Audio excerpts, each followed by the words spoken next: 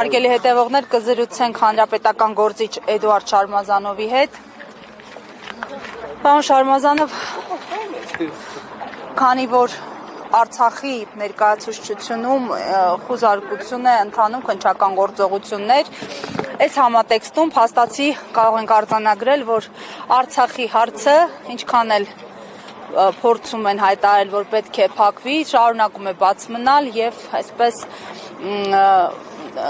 հանգիստ չտալ նաև իշխանություններին, անդրադառնալով հենց նաև այս համատեքստում վերջին բանակցային փաթեթների հանրայնացմանը եւ ընդդիմության եւ իշխանության կողմից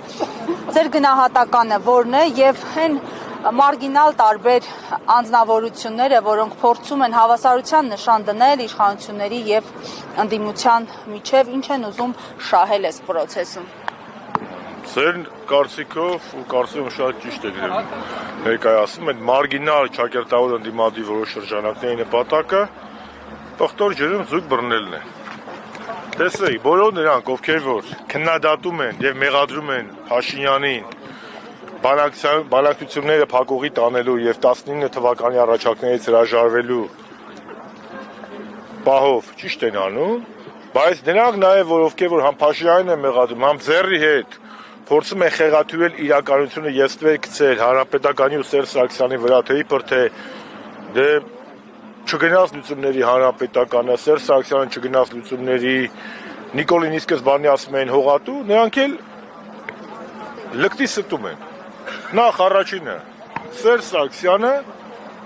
երբեք չի հրաժարվել բանակցային փաթեթից, երբեք ԵԱԿ Միսկի խմբի համանախագահության 2008-18 թվականին չի եղել որևէ փաթեթ, որտեղ առաջարկ փաթեթ պաշտոնական, որից Սերժ Սարգսյանը հրաժարվի։ Ընդհակառակը դրանից հրաժարվել է Ադրբեջանը եւ 16 թվականի ապրիլին դրա մասին խոսեց պարոն Լավրովը, Ռուսաստանի արտգործնախարար, 16 թվականի պատերազմից հետո առաջարկված non-paper բանով ձևաչափով առաջարկը, որը Կրակովում մի էջի վրա տրվեց, էլի Հայաստանը ընդունել է որպես բանակցության հիմք, Ադրբեջանն է մերժել։ Ավելին, Սերժ Սարգսյանի բանակցային ժառանգության հիմքի վրա Նիկոլ Փաշինյանին 19 թվականին առաջարկվեց փաստաթուղթ, որից հրաժարվել է հենց Նիկոլ Փաշինյանը։ Դրա մասին էլ 21 թվականի հունվարի 13-ին ասել է Ռուսաստանի համանախագահ Պապովը։ Հետևաբար բոլոր նրանք, ովքեր որ փորձում են հավասարության նշան դնել եւ կներեք այս բառից համար հերթական կեղտոտ մուտիտը տարածել, թե իբր Հանրապետական ու Սերժ Սարգսյանը կառուցողական փոխզիջումային տարբերակից հրաժարվել են, նրանք նենգաբար ստում են ու նիկոլական թեզերն առաջ քաշում։ Պաշտոնապես հայտարարում եմ, մենք փոխզիջումային տարբերակից չենք հրաժարվել։ Այդ ոնց եղավ որ Սերժ Սարգսյանը ոչ մի թիզականություն էր քայլում, եթե դուք եք արա Սերժ Սարգսյանին Կիսիլյովի հարցազրույցից իշոր մի հատ կտոր հանում, ասում եք շրջանները պատրաստատալ։ Մենք էլ ասում ենք, մենք տալու մասին չենք բանակցում, մենք բանակցել ենք ինչ ենք ստանալու, Արցախի կարգավիճակը, սա մեկ։ Երկրորդ հողատուի մասով։ Որևէ մեկը մինչև 20 թվականի նոյեմբերի 9-ը Նիկոլին հողատու չի անվանել։ Հողատու սկսել են անվանել նոյեմբերի 9-ից հետո, բայց եթե Շուշին տվել է, Հադրութը տվել է, ինչ պետք է անվանեն, պետք է անվանեն խոսքի Նիկոլ Փրկիչ, թե Նիկոլ Ազատագրիչ։ Ինչ վերաբերում է մեր գնահատականներին 18-20 թվականներին, 18-20 թվականներին, այո, մեկն էլ ես շատ խիստ քննադատել եմ Փաշինյանին, բայց ինչի համար, որ ինքը փոխել է բանակցային ձևաչափը, որ ինքը ոչ թե Սերժ Սարգսյանի բանակցային ժառանգությունն է հիմք ընդունել, իսկ Սերժ Սարգսյանի բանակցային ժառանգությունը դա համանախագահ երկրների առաջարկներն էին, այլ ասել է ես սկսում եմ իմ զրոյական կետից։ Բայց չքննադատեի, իսկ այդ գործիչներից մեկը, որ պարլամենտում էր, քննադատում էր այդ ժամանակ։ Այո, իսկ երբ որ մենք ասում ենք, որ Լավրովը ասում է, որ առաջարկություններ ենք ներկայացրել, իրանք չեն կանոնում ասում, մենք մեր արտգործնախարարին ու վարչապետին վստահում ենք։ Իսկ նոյեմբերի 9-ից հետո էլի վստահեցիք, իսկ երբ որ Լաչինը հանձնում էր, մենք ասում ենք Լաչին ինչու է հանձնում, ասում եք դա է միջազգային տրամաբանության այլընտրանքը։ Հիմա Լաչինն էլ հանձնեց։ Ամբողջ Արցախն էլ հանձնեց, միջանցն էլ տալիս է։ Հետևաբար մեր քննադատությունը Նիկոլ Փաշինյանին ուղղված է եղել մի բանի համար, որ ինքը 18-20 թվականներին միտումնավոր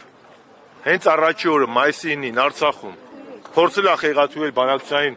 ձևաչափը եւ ուլտիմատում ներկայացրել համանախագահ երկրների ղեկավարներին, դուք պատկերացնում եք Տրամպի, Մակրոնի մեկ էլ Պուտինի դեմքը, երբ որ մարդիկ հեռուստացույցից են իմանում, որ Նիկոլ Փաշինյանն ասում է ֆորմատը պետք է փոխվի, մինչև Ղարաբաղը չմասնակցի, ես բանակցություններին պատրաստ չեմ։ Պատկերացնում եք այդ մարդկանց դեմքը, երբ որ Նիկոլ Փաշինյանը 19 թվականի հունիսի պաշտոնական առաջարկներին 2019-ի օգոստոսին հայտարարում է Արցախը Հայաստանը եւ վերջ։ Մենք քննադատել ենք Նիկոլին ապակառուցողական լինելու, սուպեր կեղծ հայնասիրական լինելու, ոչ մի թիզական լինելու մեջ։ Այո, հանրապետականը քննադատել է, բայց քննադատել է այդ դիրքերից, ոչ թե փոխզիջումների։ Մենք ընդհակառակն ասել ենք, որ դու պետք է բանակցային փաստաթուղթը, այն ինչ որ քեզ ժառանգություն մնացել է Սերժ Սարգսյանից, դա պետք է հիմք ընդունես, այլ ոչ թե ասես, ես էլ դեռ պետք է համանախագահները ասեն, ես ընդունեմ թե չընդունեմ։ Սա է ամբողջ խնդիրը։ Եվ այդ իմաստով բոլոր այն գործիչները, ովքեր որ փորձում են հավասարության նշան դնել, թող մի հատ նայեն իրանք 18-20 թվականներին, պատերազմից հետո ինչպիսի դիրքորոշում են ունեցել, նոր մտածեն ինչ-որ բան խոսելու մասին։ Հանրապետականը 18-20 թվականներին ունեցել է պետականամետ դիրքորոշում եւ կողմ ա եղել փոխզիջումների միջոցով խնդրի լուծմանը, որտեղ այո կարմիր գիծ ա եղել, մեր կարմիր գիծը Արցախի ժողովրդի դիրքորոշման իրավունքն է եւ հանրակրվեով կարգավիճակի վերջնական որոշումը։ Բ. Սերժ Սարգսյանի իշխանության շրջանում երբեք պարոն նախագահը չի հրաժարվել փոխզիջումային տարբերակից, որի մասին խոսել է եւ Լավրովը, եւ 21 թվականին Պապովը, եւ երրորդ հողատու ասել ենք այո։ Երբ որ կապիտուլյացիա է բերել, թող ազատագրեր, ասենք ծափահարենք սենց։ Ինչի մասին։ Եվ այդ ձևի կարծիքների արտահայտողները ժողովուրդ իմ համար ավելի վտանգավոր են, քան ԿՊԱ-ականները, որովհետեւ նրանք մոլորության մեջ են գցում հանրությանը։ Շնորհակալ